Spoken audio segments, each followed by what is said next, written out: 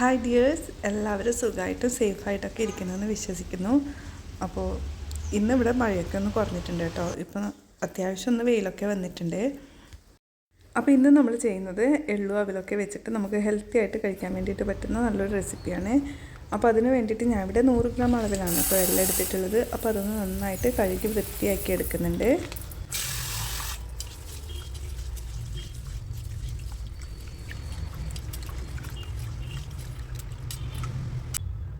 രണ്ട് മൂന്ന് തവണയൊക്കെ ഒന്ന് കഴുകി നന്നായിട്ട് വൃത്തിയാക്കി എടുത്തതിന് ശേഷം ഇതേപോലെ ഒരു അരിപ്പയിലിട്ടിട്ട് ഒന്ന് വെള്ളമൊക്കെ ഊറിയതിന് ശേഷം നമ്മളിതാ അതൊന്ന് ഉണക്കാൻ വേണ്ടിയിട്ട് ഇടുന്നുണ്ട്.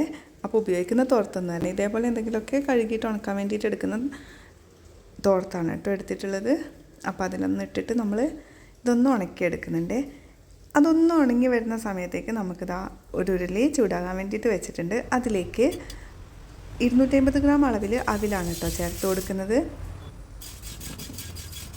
ഇതൊന്ന് നന്നായിട്ട് നമ്മൾ വറുത്തെടുക്കുന്നുണ്ട് കേട്ടോ. നന്നായിട്ടൊന്ന് ചൂടായിട്ട് വന്നു കഴിഞ്ഞാൽ നമ്മളിത് ഇതേ രീതിയിലൊന്ന് കൈവച്ചെടുക്കുമ്പോൾ ഇതേപോലെ ഒന്ന് പൊടിഞ്ഞു പോകുന്നുണ്ടെങ്കിൽ നമ്മുടെ അവിൽ നന്നായിട്ട് വറുത്ത് വന്നിട്ടുണ്ട് എന്നാണ്. അപ്പോൾ ആ ടൈമിൽ നമ്മളിത് ഇതൊന്ന് കോരി മാറ്റി കൊടുക്കുകയാണ് കേട്ടോ ചെയ്യുന്നത്. ഇനി നമ്മളിതിലേക്ക് 50 ഗ്രാം അളവിൽ കപ്പലണ്ടിയാണ് ചേർത്ത് കൊടുക്കുന്നത്, നിലക്കടല. അപ്പോൾ തോലിയൊക്കെ ഒന്ന് എടുത്ത് മാറ്റിയിട്ടുണ്ട്. കൂടെ തന്നെ ഒരു കൈപ്പിടി അളവിൽ കാഷ്യൂനട്ടും കൂടെ ചേർത്ത് കൊടുക്കുന്നുണ്ട്. അപ്പോൾ ഇതും നമുക്ക് നന്നായിട്ടൊന്ന് വറുത്തെടുക്കാം. അപ്പോൾ ഇതൊക്കെ കയ്യിലുണ്ടെന്നുണ്ടെങ്കിൽ നമുക്കിതിൻ്റെ കൂടെ ഇട്ട് കൊടുക്കാം കേട്ടോ. അപ്പോൾ ഇതിൻ്റെ കളറൊക്കെ ഒന്ന് മാറി വന്നിട്ടുണ്ട്. നമ്മളിത് ഒരു പാത്രത്തിലേക്ക് അത് മാറ്റിയെടുക്കുന്നുണ്ട്. ഇനി നമ്മൾ ഇതിലേക്ക് ചേർത്ത് കൊടുക്കുന്നത് നേരത്തെ കഴുകി ഉണക്കിയെടുത്ത് വെച്ചിട്ടുള്ള എള്ളാണ്. അപ്പോൾ അതും കൂടി ഇട്ട് കൊടുക്കുന്നുണ്ട്. അതിൻ്റെ കൂടെ തന്നെ നമ്മളിതിലേക്ക് ചിയാ സീഡാണ് കേട്ടോ എടുത്തിട്ടുള്ളത്. അപ്പോൾ അതും കൂടി ഒന്ന് ചൂടാക്കി എടുക്കുന്നുണ്ട്. ഒത്തിരി ഔഷധ ഗുണങ്ങൾ അടങ്ങിയിട്ടുള്ളതാണ് എന്നുള്ളത് എല്ലാവർക്കും തന്നെ അറിയുന്നതാണ് ഈ എള്ള്. അപ്പോൾ അതുപോലെ തന്നെ നമ്മുടെ രോഗപ്രതിരോധ ശേഷി കൂട്ടാനും ഏറ്റവും ബെസ്റ്റാണ് കേട്ടോ. ഇതിൽ സിങ്ക്, കാൽസ്യം ഒക്കെ അടങ്ങിയിട്ടുണ്ട്. അതുപോലെ തന്നെ നമ്മൾ പാലൊക്കെ കഴിക്കാത്തവരാണെന്നുണ്ടെങ്കിൽ പാലിനേക്കാളും കൂടുതൽ കാൽസ്യം അടങ്ങിയിട്ടുള്ളതാണ് എള്ളിൽ. അപ്പോൾ അങ്ങനെ പാലൊക്കെ കഴിക്കാത്തവർക്ക് എള്ള് കഴിക്കുന്നത് ഏറ്റവും ബെസ്റ്റ് തന്നെയാണ് കേട്ടോ. അതുപോലെ തന്നെ ചിയാ സീഡ്, ഇതിൽ ഒത്തിരി ആൻറ്റി ഓക്സിഡൻസും കാൽസ്യവും മാഗ്നീഷ്യവും ഫോസ്ഫറസും ഒക്കെ അടങ്ങിയിട്ടുണ്ട്. ഹാർട്ടിനും നല്ലതാണ്, ഡയബറ്റീസ് കുറക്കാനൊക്കെ നല്ലതാണ്. ഒരു ദിവസം 2 ടേബിൾ സ്പൂൺ അളവിലുള്ള ചിയാ സീഡ് മാത്രമേ നമ്മൾ കഴിക്കാൻ വേണ്ടിയിട്ടും പറ്റുള്ളൂ കേട്ടോ. അപ്പോൾ അതൊന്ന് ശ്രദ്ധിക്കണം കഴിക്കുന്ന ടൈമിൽ. അപ്പോൾ ഇതൊക്കെ ഒന്ന് ചൂടാക്കി എടുത്തിട്ടുണ്ട്. ഇനിയിപ്പോൾ നമ്മളിതൊന്ന് പൊടിച്ചെടുക്കുകയാണ് കേട്ടോ ചെയ്യുന്നത്. അപ്പോൾ ഞാൻ ഇത്തിരി തരികളോട് കൂടി ആക്കിയിട്ടാണ് പൊടിച്ചെടുത്തിട്ടുള്ളത്. അപ്പോൾ ഇതേ പാകത്തിലാണ് കേട്ടോ പൊടിച്ചെടുത്തിട്ടുള്ളത്. ഒട്ടും നനവില്ലാതെ വേണം കേട്ടോ നമ്മളിത് പൊടിച്ചെടുക്കാൻ വേണ്ടിയിട്ട്. അപ്പോൾ ആ ഒരു ജാറ് നന്നായിട്ട് ഉണങ്ങിയിരിക്കണം. അപ്പോൾ അതിലിട്ടിട്ട് വേണം നമ്മൾ ഇതേപോലെ ഒന്ന് പൊടിച്ചെടുക്കാൻ വേണ്ടിയിട്ട്.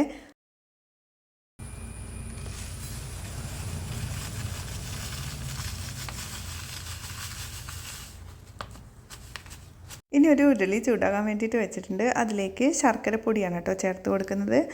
ഇനി ഒരു ഗ്ലാസ് അളവിൽ വെള്ളം കൂടി ഒന്ന് ഒഴിച്ചിട്ട് നന്നായിട്ടൊന്ന് തിളപ്പിച്ചെടുക്കുന്നുണ്ട്. അപ്പോൾ ശർക്കരയുടെ പൊടി ഇല്ലയെന്നുണ്ടെങ്കിൽ ശർക്കര പീസ് വെച്ചിട്ടായാലും നമുക്കിതേപോലെ ചെയ്തെടുക്കാം. അപ്പോൾ മധുരത്തിന് ആവശ്യമായിട്ടുള്ള ശർക്കരയൊക്കെ ഒന്ന് ചേർത്ത് കൊടുത്താൽ മതിയാകും. അപ്പോൾ ഞാനിവിടെ ഈ ഒരു ശർക്കരപ്പൊടി 300 ഗ്രാം അളവിലാണ് കേട്ടോ എടുത്തിട്ടുള്ളത്. 400 ഗ്രാമിൻ്റെ ഒരു പാക്കറ്റാണ്. അപ്പോൾ നന്നായിട്ടൊന്ന് തിളച്ച് വന്നു കഴിഞ്ഞാൽ നമ്മൾ ഫ്ലെയിം ഒന്ന് ഓഫ് ചെയ്തിട്ട് കൊടുത്തതിന് ശേഷം ഈ പൊടികൾ മുഴുവനായിട്ട് ഇതിലിട്ടിട്ട് നന്നായിട്ടൊന്ന് മിക്സാക്കി എടുക്കുകയാണ് കേട്ടോ ചെയ്യുന്നത്. ഇനിയിപ്പോൾ നമ്മൾ ഇതേ രീതിയിലൊന്ന് മിക്സാക്കി മൊത്തത്തിൽ ആക്കിയതിന് ശേഷം നെയ്യൊക്കെ ഇഷ്ടമുള്ളവരാണെന്നുണ്ടെങ്കിൽ ഈ ഒരു സമയത്ത് ചേർത്ത് കൊടുക്കാം. അതുപോലെ തന്നെ കയ്യിൽ ഉണക്കമുന്തിരിയൊക്കെ ഉണ്ടെന്നുണ്ടെങ്കിലും നമുക്ക് ഈ ഒരു സമയത്തിൽ ഇതിലേക്ക് ഇട്ട് കൊടുക്കാം. അപ്പം ഞാനതൊന്നും ചേർത്ത് കൊടുത്തിട്ടില്ല കേട്ടോ. ഒട്ടും ഓയിലൊന്നും ഇല്ലാതെയാണ് ഞാൻ ഇത് ഉണ്ടാക്കിയെടുത്തിട്ടുള്ളത്. ഇനിയിപ്പോൾ നന്നായിട്ടൊന്ന് ചൂടൊക്കെ ആറിയതിന് ശേഷം ഇതേ രീതിയിൽ ഉരുളകളാക്കിയിട്ട് നമുക്ക് സ്റ്റോർ ചെയ്തിട്ട് വെക്കാം. അതുപോലെ തന്നെ ഇതേ രീതിയിൽ സ്പൂൺ വെച്ചിട്ട് നമുക്ക് കോരി കഴിക്കേണ്ട പാകത്തിനായിട്ട് നമുക്കിത് സ്റ്റോർ ചെയ്ത് വെക്കാം. അപ്പോൾ ഈ ഒരു ഇത് 2 ആഴ്ച വരെയൊക്കെ ഒന്നും കേടുകൂടാതെ തന്നെ പുറത്തുതന്നെ സൂക്ഷിക്കാൻ വേണ്ടിയിട്ട് പറ്റുമേ.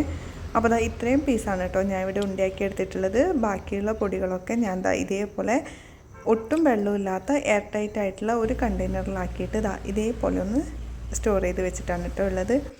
അപ്പോൾ ഇന്നത്തെ ഈ ഒരു വീഡിയോ എല്ലാവർക്കും തന്നെ ഇഷ്ടമായി എന്ന് കരുതുന്നു. വീഡിയോ കണ്ട് ഇഷ്ടമാകുകയാണെങ്കിൽ ലൈക്ക് ചെയ്യാനും സബ്സ്ക്രൈബ് ചെയ്ത് സപ്പോർട്ട് ചെയ്യാനൊന്നും മറക്കരുത്. അപ്പോൾ മറ്റൊരു നല്ലൊരു വീഡിയോ ആയിട്ട് വീണ്ടും കാണാം. താങ്ക്